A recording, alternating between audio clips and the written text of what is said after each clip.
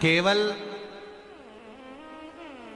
3 दिन ऐसे रहेंगे, 3 बार ऐसे रहेंगे, 3 तिथियां ऐसी रहेंगी, 3 समय ऐसा रहेगा जिस समय पर तेरे द्वारा निर्मित शूल को भी शिव धारण करेगा और जगत का कल्याण करेगा।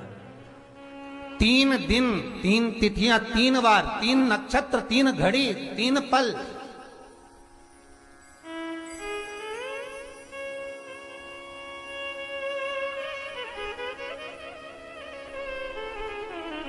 जिसमें बाबा शूल भी धारण करते हैं, और शूल अकेले धारण नहीं करते महाराज।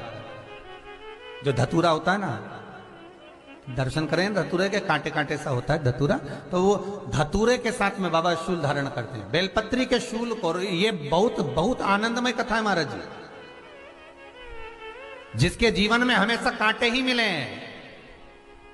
बेटी बड़ी हुई तो घर में मायके में दुख देखा, और मायके से गई ससुराल में तो ससुराल में दुख देखा।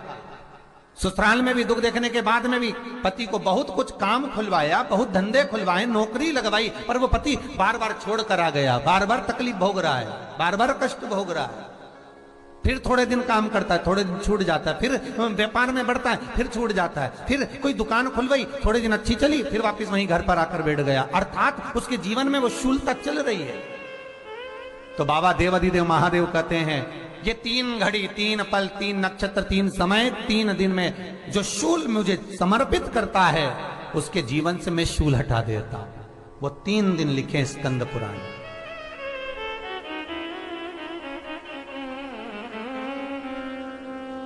महाराज, बैसाख महीने में जो प्रदोष आती है, बैसाख के महीने में बहुत ध्यान से सुनना भाई, जो अपनी जिंदगी से बहुत तंग आ गए हो, परेशान हो गए हो, कष्टमय जीवन जी रहे हो, बहुत दुखी हो गए हो, उनके लिए ये स्कंद पुराण का चरित्र फिर मिले ना मिले, आप प्रेम से सुन लो, भाव से।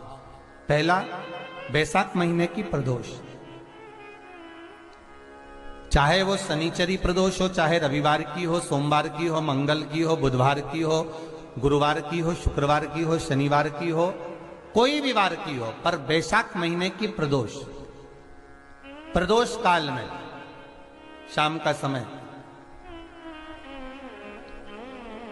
सूर्य डूब रहा हो, बस डूबा ही हो, और उस समय पर सूर्य के डूबन के तुरंत बाद बाबा को धतूरे के साथ में बेलपत्री ना चढ़ाते हुए बेलपत्री के वृक्ष के 7 कांटे बाबा के शिवलिंग पर समर्पित करे जाते हैं महाराज, अपनी जिंदगी में अड़चनों को हटाने के लिए। फिर आप जिस व्यापार में उतरे, जिस व्यवसाय में उतरे, जिस नौकरी में उतरे, आप दिल से करें, आपको तरक्की मिलेगी। आप हार नहीं सकते, नीचे नहीं आ सकते, उन्नति पर ही चढ़ेंगे। एक वैशाख मास की प्रदोष। दूसरा, शिवरात्रि के दिन मध्याह्न का समय महाराज, जो बड़ी शिवरात्रि होती है माघ की, बड़ी शिवरात्रि के अंतर्गत मध्याह्न का समय, दोपहर के ठीक 12 बजे, चाहे फिर वो कोई भी दिन हो महाराज, शिवरात्रि जिस दिन पड़ रही हो,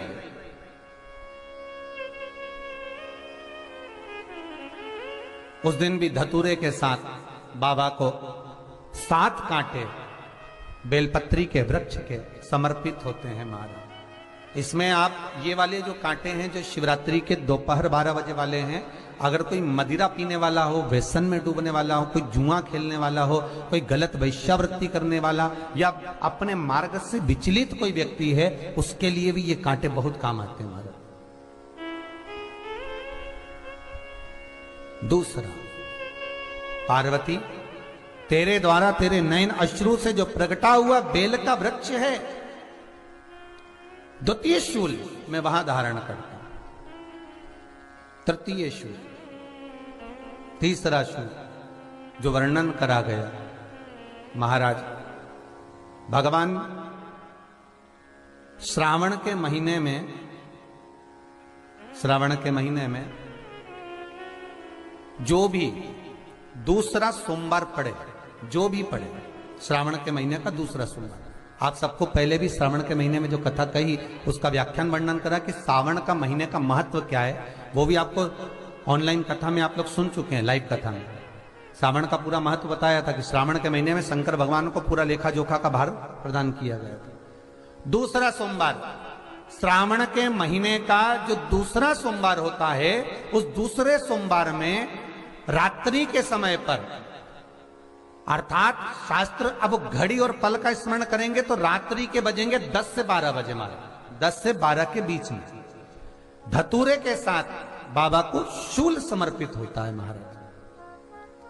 ये भी हमारी बाधाओं को, हमारी तकलीफों को, व्यापार व्यवसाय के लिए, नौकरी सर्विस के लिए, बहुत सारे एग्जाम में आप बैठ लिए, गवर्नमेंट एग्जाम के लिए बैठ लिए, नहीं हो रहा, ये 3 बार मेरे शंकर को बेलपत्री के वृक्ष के शूल समर्पित होते हैं, उसका आनंद पाना और उससे अपने को सुख प्राप्त करना।